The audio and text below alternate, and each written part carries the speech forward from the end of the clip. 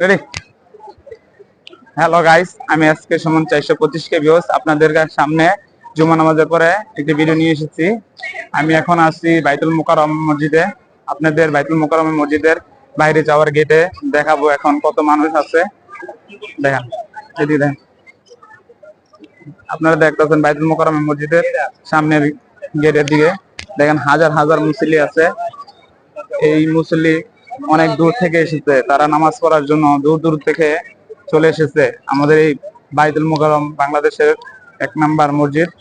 আপনারা এই মসজিদে অবশ্যই নামাজ পড়েছেন, আবার কারো কারো স্বপ্ন আছে এই মসজিদে নামাজ পড়ার, কিন্তু স্বপ্ন এখনো সফল হয়নি। আমি বলি, আমি লোকেশন দিয়ে দেব। আমি আজকে সুমন 425K ভিউয়ার্স আমার ইউটিউব চ্যানেল থেকে এই ভিডিওটা দেওয়া হবে। আপনারা অবশ্যই এই ভিডিওটা দেখবেন এবং বেশি বেশি করে শেয়ার করে দিবেন, যেন সকলে দেখতে পারে বাইতুল মুকাররম মসজিদটা কিরকম। আসলে আপনারা না দেখলে বুঝতে পারবেন না যে এই বাইতুল মুকাররম মসজিদের ভিতরে কত বড়। এই মসজিদটা দেখলে মন জুড়িয়ে যায়। হাজার হাজার মুসল্লি দেখুন, এই যে সামনের গেটে ভিউ, আপনারা দেখুন সামনের গেটে ভিউ দেখেন, কত হাজার হাজার মুসল্লি কত দূরের থেকে এসেছে নামাজ পড়তে। এই সেই বাইতুল মুকাররম মসজিদ।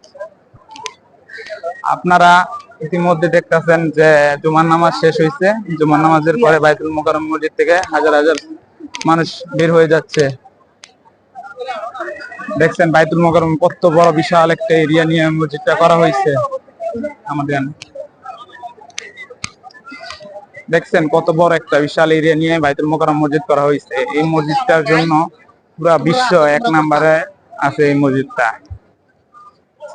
এখন দেখবেন আপনার পিসের ভিউ, যে জায়গায় নামাজ পড়ানো হয় এবং ওই জায়গা থেকে দেখেন প্রচুর মানুষ আসছে এবং অনেক মানুষ অনেক জায়গা থেকে এই জায়গায় নামাজ পড়তে আসছে। আপনারা অবশ্যই বিশ্বাস হবে না যে এত বড় বাইতুল মুকাররম মসজিদ। আপনারা পুরো মসজিদটা দেখলে বুঝতে পারবেন যে বাইতুল মুকাররম মসজিদ আসলেই কত বড়।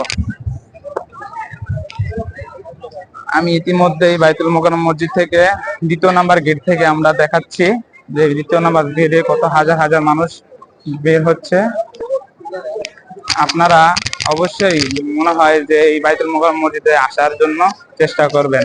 ধন্যবাদ, আসসালামু আলাইকুম।